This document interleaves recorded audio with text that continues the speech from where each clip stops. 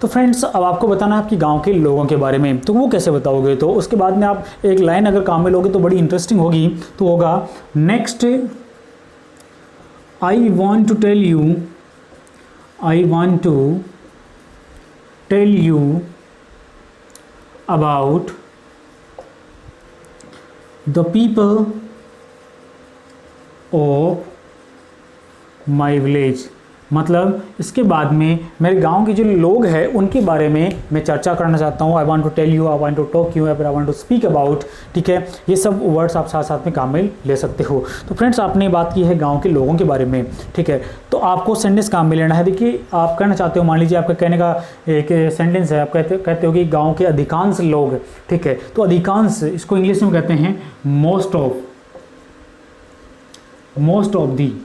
अब most of अधिकांश है तो मोस्ट ऑफ द पीपल, मतलब लोगों में से जो अधिकांश लोग हैं। आपने सेंटेंस काम में लिया है कि most of the people in my village, most of the people in my village are farmers. मेरे गांव के जो अधिकांश लोग हैं वो फार्मर्स हैं। ठीक है, आप कह सकते हो कि there are many government officers in my village. मेरे गांव के अंदर बहुत सारे गवर्नमेंट ऑफिसर्स भी हैं। ठीक है, प्लस आप कह सकते हो कि there are many businessman in my village. गांव के अंदर बहुत ही बिजनेसमैन है। ठीक है, इस हिसाब से आपने गांव के लोगों के बारे में बताया। प्लस गांव के जो फील्ड हैं, खेत है, उनके बारे में बता दीजिए कि देर आर मैनी फील्ड्स। ठीक है, in my village there are many farms in my village. गाँव के अंदर बहुत सारे खेत भी है। ठीक है, the farmers grow there crops, farmers grow there crops in the farms. लोग जो होते हैं, किसान लोग जो होते हैं, वो अपनी खेती जो होती है उन खेतों के अंदर करते हैं। There are many kind of agriculture in my village. गाँव के अंदर बहुत सारी प्रकार की खेती है, वो भी लोग करते हैं। तो गांव के लोगों के बारे में आपने कंप्लीटली डिटेल्स यहाँ पे दे दी है। इसके अलावा और कोई भी आइडियाज़ हो तो वो भी आप इसके अंदर इन्वॉल्व कर सकते हो। सेंटेंस मेकिंग जो है वो जनरली देयर इज और देयर आर से ही आपको बनानी है। अब फ्रेंड्स, चलिए आगे बढ़ते हैं। इन सब चीज़ों को डिस्कस करने के बाद में ये तो है कि मैं टॉपिक को थोड़ा लेंदी बनाना है। कम से कम अगर आप बोलते हो, आपको अकेले को बोलना है, ठीक है, तो उस टॉपिक को कम से कम आप 5 मिनट तक तो लगातार डिस्कस करो, तभी आपकी फ्लुएंसी अच्छी बन पाएगी। तो फ्रेंड्स, ये सब चीज़ें बताने के बाद में आप लोग बताओगे कि next I want to tell you the major problems. Majors का मतलब होता है बड़ी बड़ी समस्याएं। The I want to tell you about the major problems in my village, कि मेरे गांव में जो मेजर प्रॉब्लम्स हैं वो क्या है, बड़ी बड़ी जो समस्याएं हैं वो क्या है, उनके बारे में हम बताते हैं। तो फ्रेंड्स, उस टॉपिक को कैसे तैयार करते हैं, उस बात को कैसे करते हैं।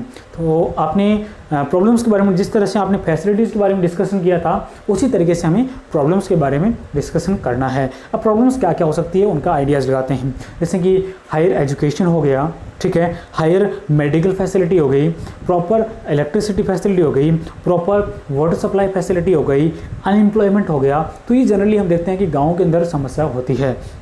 अब वन बाय वन उसके बारे में डिस्कशन करते हैं। तो first of all, I want to discuss with you about the biggest problem in my village. सबसे पहले आप सेंटेंस, अगर आपसे ऐसा याद नहीं रहता है तो आप मेरे वीडियो को वापस पॉज करके, वापस रिवाइज करके और इस लाइन को अपनी नोटबुक में लिख सकते हो साथ साथ में, ताकि आपको वो चीज़ ध्यान में रहे।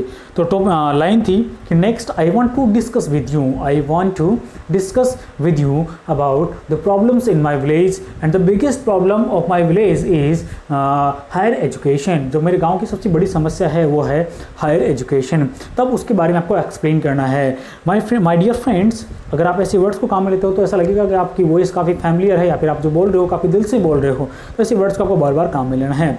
तो आप कह रहे हो कि my dear friends, there are 2 schools in my village, that's very good, but for higher study there is no any college और इंस्टीट्यूट। हमारे गांव के अंदर स्कूल्स तो 2 बनी हुई है एजुकेशन के लिए, लेकिन if we want to go for higher education, अगर हमें उच्च शिक्षा के लिए जाना है तो there is no any college, ठीक है, there is neither any medical college, not any engineering college और एनी अदर काइंड ऑफ। और इस प्रकार के जो मेडिकल और इंजीनियरिंग कॉलेज होते हैं वो हमारे गाँव के अंदर बिल्कुल भी नहीं है। इनफैक्ट गाँव के अंदर कॉलेजेस होना पॉसिबल भी नहीं है, मतलब अभी इतना डेवलप नहीं है हमारा नेशन, ठीक है, लेकिन हमें सिर्फ प्रैक्टिस करने से, बोलने से मतलब, इसलिए हम उन चीज़ों को जरूर मेंशन कर सकते हैं। तो ऐसे टॉपिक आपको खासतौर पे ध्यान रखना है कि आप जितनी ज़्यादा हो सके उतनी ज़्यादा आपको बात करने की कोशिश करनी है। जितनी ज़्यादा हो सके आप आइडिया सोच सकते हो, उतनी ज़्यादा आपको आइडिया सोच के डिस्कस करना है, ये आपके लिए बेटर रहेगा। तो आप डिस्कस कर रहे हो गाँव के अंदर जो मेडिकल फैसिलिटीज़ है, उसके अंदर गाँव की जो एजुकेशन सिस्टम है उसके अंदर हायर एजुकेशन नहीं है। तो चलिए आगे बात करते हैं।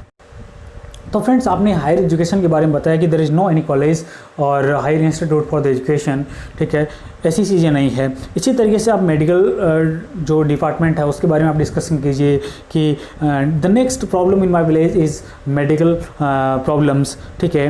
व्हाट हैपन्स का मतलब क्या होता है? What happens that sometimes in emergency cases we have to go to city, हमें शहरों में जाना पड़ता है for higher level of treatment, ठीक है, like city scan and this kind of the level of treatment. इस हिसाब के इस लेवल के जो ट्रीटमेंट होते हैं उनके लिए हमें शहर में जाना पड़ता है, ठीक है। There is a hospital in my village, although, आप काम में ले सकते हो एक वर्ड को जिसको आपको याद रखना है, ऑल्दो। ऑल्दो का मतलब होता है यद्यपि या फिर हालांकि।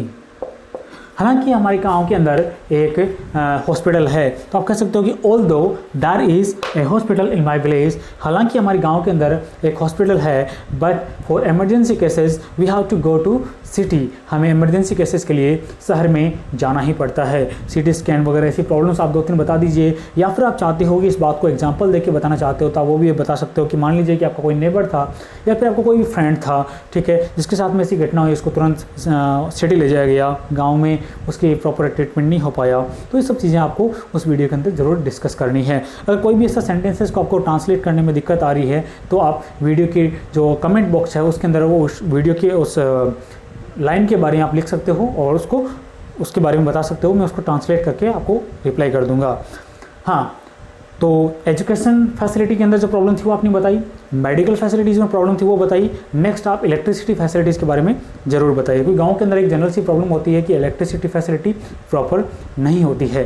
तो आप बात करेंगे, आप कहेंगे कि next I want to talk with you about electricity problem in my village. आगे मैं आपसे बात करना चाहता हूँ गाँव के अंदर जो इलेक्ट्रिसिटी प्रॉब्लम होती है उसके बारे में, तो वो कैसे कहोगे? तो इलेक्ट्रिसिटी प्रॉब्लम के लिए आप क्या कहोगे कि there is a power house outside of my village, गांव के बाहर की तरफ एक पावर हाउस बना हुआ है, ठीक है, but we do not get electricity facility 24 hours, लेकिन हमें 24 घंटे इलेक्ट्रिसिटी फैसिलिटी उपलब्ध नहीं हो पाती है, ठीक है। तो ये आपकी गांव की प्रॉब्लम होगी। Some time what happens in heavy rains, ठीक है, जब भारी बरसात होती है या फिर स्टॉर्म आता है, ठीक है, on that time the light goes off, उस समय लाइट चली जाती है, ठीक है। So this is also one of the biggest problems in my village, this is also one of the biggest problems in my village, इसलिए ये भी उन बड़ी समस्याओं में से एक है हमारी गाँव की। इलेक्ट्रिसिटी प्रॉब्लम के बारे में बता दिया। एंड फाइनली का मतलब होता है अंत में, finally I want to tell you about the biggest problem in my village that everyone is suffering from, जो हमारे गांव की सबसे बड़ी समस्या है जिससे कि हर एक परिवार या फिर हर एक आदमी गुजर रहा है, that problem is unemployment. Unemployment को हिंदी में कहते हैं फ्रेंड्स बेरोज़गार। सो जनरली हम लोग सोच सकते हैं कि गांव के अंदर जो ये प्रॉब्लम होती है बहुत ज़्यादा होती है। गांव के लिए लोगों को, जो गांव के लोग हैं उनको एम्प्लॉयमेंट के लिए शहरों की तरफ जाना पड़ता है, ठीक है। तो हम उसके बारे में बात करते हैं। तो आप कह सकते हो कि although most of the people in my village are farmers and they grow crops for the nation, ठीक है, they work so hard from early in the morning and up to late at night, तो सुबह से लेकर शाम तक काम करते हैं। but some of the people they are well educated, लेकिन उनमें से कुछ ऐसे लोग हैं जो कि well educated हैं, ठीक है। मान लीजिए कि कोई इंजीनियरिंग किया हुआ है या फिर कोई MBBS किया हुआ है या फिर कोई और भी किसी भी जो कोर्सेज होते हैं उनके अंदर वो किया हुआ है, कंप्लीट किया हुआ है, but he do not gate A proper employment, लेकिन उसे प्रॉपर एम्प्लॉयमेंट गांव के अंदर नहीं मिल पाता है। There is not any factory, there is no any company that can provide him, जो उसे उपलब्ध करवा सकती है एम्प्लॉयमेंट। ऐसी कोई भी कंपनी, कोई भी ऐसी जॉब नहीं है जो इसे घर बैठे ही एम्प्लॉयमेंट प्रोवाइड करवा सके। तो ये हमारे गाँव की सबसे बड़ी प्रॉब्लम्स होती है। उसके बारे में भी आप प्रॉब्लम 2-3 जो एग्जाम्पल होते हैं उनके बारे में आप एग्जाम्पल देके बता सकते हो कि one of my best friend, his name is Rakesh Sharma, he is very good educated person but he do not have any employment at present time, लेकिन आज के वक्त में उसके पास में कोई भी एम्प्लॉयमेंट नहीं है, ठीक है। he tried many times in many companies but he did not get success, लेकिन उसे सफलता नहीं मिली है। इस हिसाब से आप लोग गांव की जो समस्या हैं उनके बारे में जो बता सकते हो, कौन सी सीरियस प्रॉब्लम है, कौन सी नॉर्मल प्रॉब्लम है।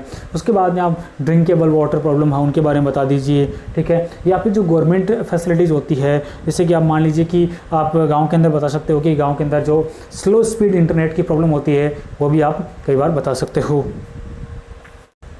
तो फ्रेंड्स, इन सब प्रॉब्लम्स के बारे में बताने के बाद में आप कुछ और भी प्रॉब्लम्स हो सकती है जिसके बारे में आप आराम से बता सकते हो।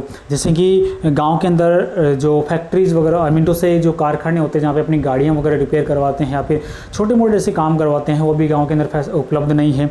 उसके लिए आपको शहर जाना पड़ता है, तो we have to go to city, उसके लिए हमें शहर जाना पड़ता है। उसके बाद में आप लोग बता सकते हो कि जनरली आपके जो गांव है उस गांव के अंदर 4G इंटरनेट की स्पीड नहीं है। आपको पता है कि आज का वक्त जो है वो इंटरनेट का युग है, ठीक है, it is the era of the internet, ठीक है। तो उस वक्त में जो यंगस्टर्स होते हैं वो they are very interested in internet, but they do not get the proper speed of internet, लेकिन उनको इंटरनेट की प्रॉपर स्पीड नहीं मिलती है। Some time they want to get knowledge on YouTube, some time they want to get some knowledge from any website, but they do not get any facility of internet. 4G speed नहीं आती है, ठीक है। तो this is also one of the biggest problems of my village. ये भी हमारे गाँव की जो बड़ी समस्याएँ हैं उनके अंदर है, ठीक है। तो ये सारी चीज़ें आप इस तरीके से बता सकते हो। ओवरऑल आप इन सब चीज़ों का कंक्लूजन निकाल सकते हो, ठीक है। तो overall I can say my village is average, it is neither good और नॉट बैड, ना ही तो अच्छा है ना ही बुरा है, but it is we can say it is average, but we need more development in my village. लेकिन हमें अपने गांव के अंदर बहुत ज़्यादा और ज़्यादा डेवलपमेंट की ज़रूरत पड़ती है।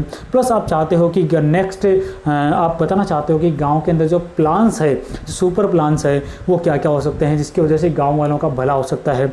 मान लीजिए गाँव के अंदर एक डैम की ज़रूरत है, डैम का मतलब होता है बांध जो होता है उसकी ज़रूरत है, तो आप उसको सुपर प्लान्स के अंदर शामिल कर सकते हो। गाँव की अगर सड़क जो है वो कहीं से टूटी हुई है, डैमेज है, तो आप उसको सुपर प्लान्स के अंदर शामिल कर सकते हो।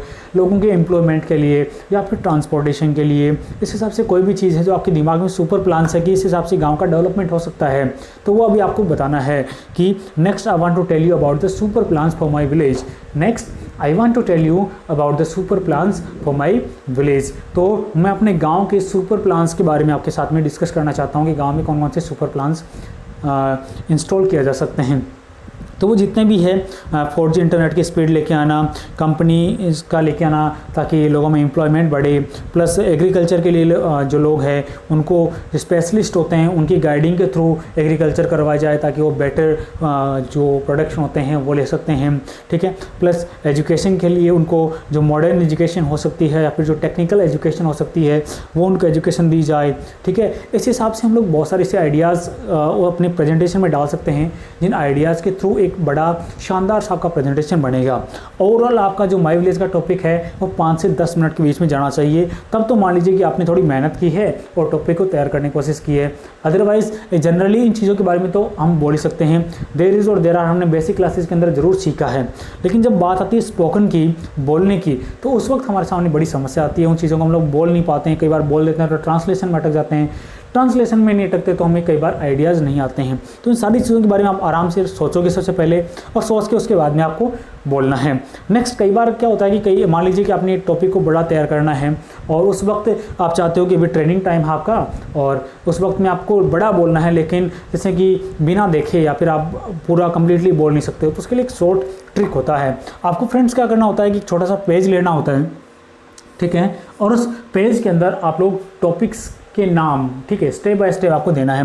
मतलब जनरली आपको सारी चीज़ें देख देख के नहीं बोलनी है, जनरली आपको पॉइंट बना लेने हैं कि वहाँ पे सबसे पहले मुझे क्या करना है। जस्ट फॉर एग्जांपल, नंबर 1 पे मुझे ग्रीटिंग करनी है तो आपने यहाँ पे ग्रीटिंग लिख दिया। नंबर 2 पे मुझे अबाउट मी बोलना है, नंबर 3 पे मुझे अबाउट टॉपिक बोलना है, नंबर 4 पे मुझे जो प्रॉब्लम्स जो गांव की फैसिलिटीज़ उनके बारे में बोलना है। ऐसे करके आप जितने भी जो आइडियाज़ होते हैं उन आइडियाज़ को आप लोग शॉर्टली, मेरे ख्याल से ये मोर देन 30 पॉइंट्स आपके यहाँ पे बन जाएंगे कि मुझे ये सब चीज़ें बोलनी है। तो जनरली आप जब बोल रहे हो, अपनी प्रैक्टिस कर रहे हो, तो उस वक्त आप सिंपली उस पेज को थोड़ा सा पास में रख लीजिए, आप हल्का सा हाथ में रख लीजिए और उसके बाद में आप बोलते जाइए कंटिन्यूसली और हल्का सा 1 माइक्रो सेकंड के लिए उस पेज पर नज़र डालिए। आपको नेक्स्ट बात ऑटोमेटिक उस शॉर्ट नाम को पढ़ते समझ में आ जाएगी कि मुझे आगे क्या बोलना है और उसके बाद में अपने टॉपिक को कंटिन्यू रख सकते हो।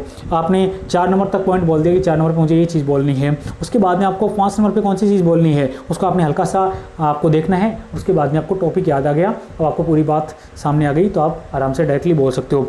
तो इस हिसाब से ये जो कॉमन टॉपिक होते हैं, माई विलेज का हो गया, कॉमन सा टॉपिक है, हमने अपनी स्कूल लाइफ में ज़रूर देखा है, ठीक है। लेकिन अब हम लोग नेक्स्ट लेवल पे है, ठीक है, स्पोकन के लेवल पे हैं। यहाँ पे हम लोग स्पोकन की प्रैक्टिस भी कर रहे हैं, अपने माइंड की प्रैक्टिस भी कर रहे हैं, इसलिए हमें सब चीज़ें अच्छे से करना ज़रूरी है।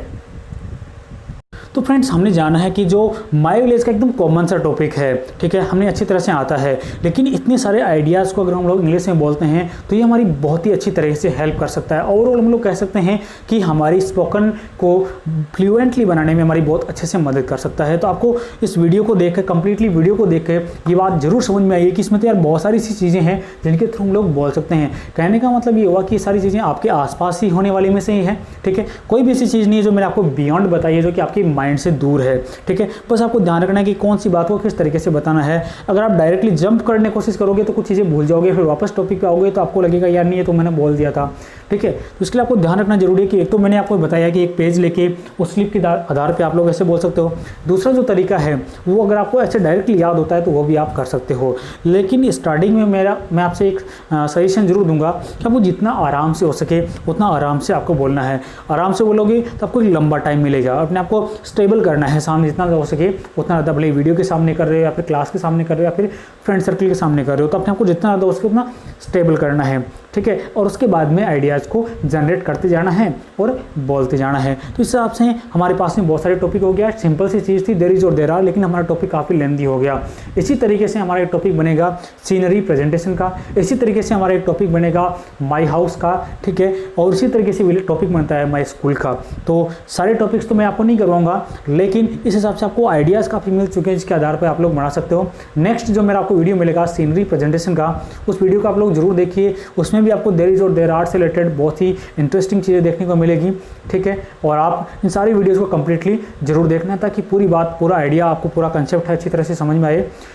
थैंक यू सो मच इस वीडियो को देखने के लिए। अगर आपने अभी तक हमारा चैनल सब्सक्राइब नहीं किया है तो आपको सब्सक्राइब करना है, प्लस बेल आइकन के ऊपर भी टैप कर देना है ताकि जो नए नए आपको वीडियो मिलते हैं उसका नोटिफिकेशन आपको साथ साथ में मिलता रहे, ठीक है। Thank you so much for support and love. Have a nice day.